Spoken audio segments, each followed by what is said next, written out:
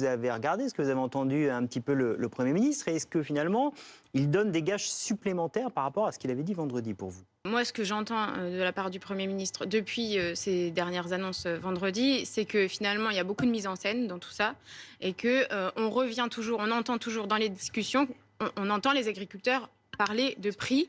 J'ai entendu l'agriculteur qui accueillait le Premier ministre sur sa ferme parler de dignité. En fait, à partir du moment où on entend parler de dignité et de prix, ben, en fait, c'est là où il est le problème. Et c'est pour ça d'ailleurs que les agriculteurs et que tous les syndicats n'ont pas arrêté le mouvement après les annonces du Premier ministre. C'est que ça ne suffit pas. C'est que derrière, le socle des revendications, ça reste le droit d'avoir des prix qui soient justes, d'avoir un travail qui est justement rémunéré. Et c'est pour ça que nous, on a dit depuis des mois qu'il fallait mettre un prix plancher pour les agriculteurs, pour que les prix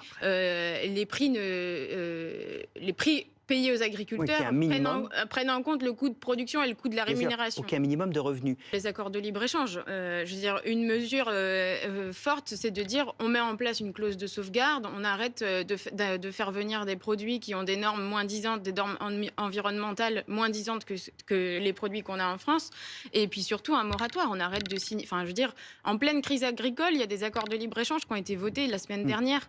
C'est quoi ce message est terrible, enfin je veux dire, moi je voudrais juste rappeler que je viens du milieu agricole. J'étais travailleuse agricole avant d'être députée. Et que chez nous, on nous a donné pendant des années des injonctions, ou en tout cas à faire plus de qualité, à travailler sur l'environnement. Et c'est normal. Mais n'empêche que le gouvernement met aussi des bâtons dans les roues. Quand on voit que l'année dernière, les agriculteurs se sont aussi mobilisés parce que les budgets des MAEC et les mesures agro-environnementales et climatiques, meilleur budget pour accompagner à la transition agroécologique, n'étaient pas suffisants.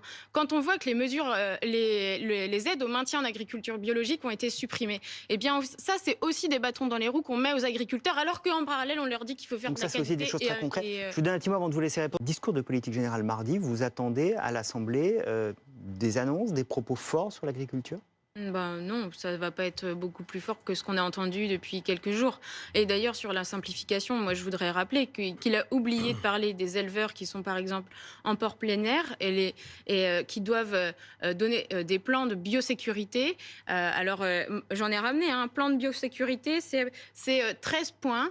Plan de circulation, plan de gestion des flux, liste tenue à jour des fournisseurs, etc. Il y en a 13 comme ça. Ça, c'est pour les éleveurs qui sont en port plein air et ils doivent remplir tout ça pour sortir leurs 8 truies. Et c'est des dossiers qui font 15-20 pages. Et ça, il n'en a pas parlé. Parce que ce qu'il faut avoir conscience, c'est que l'agriculture n'est pas homogène. Il y a différentes productions. Et sauf que, par exemple, le plan de biosécurité pour les éleveurs plein air, c'est le même que pour un élevage de porcs en bâtiment, par exemple.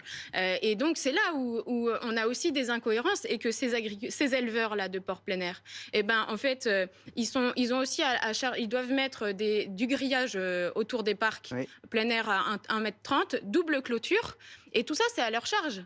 Donc en fait, ça veut dire, et c'est des plus petits élevages. Enfin voilà, donc c'est pour dire qu'il y a quand même aussi, faut pas oublier que on est dans un monde agricole vaste avec des modèles différents. Pardon, madame, mais le monde agricole n'attend pas de combat politique, il attend des solutions.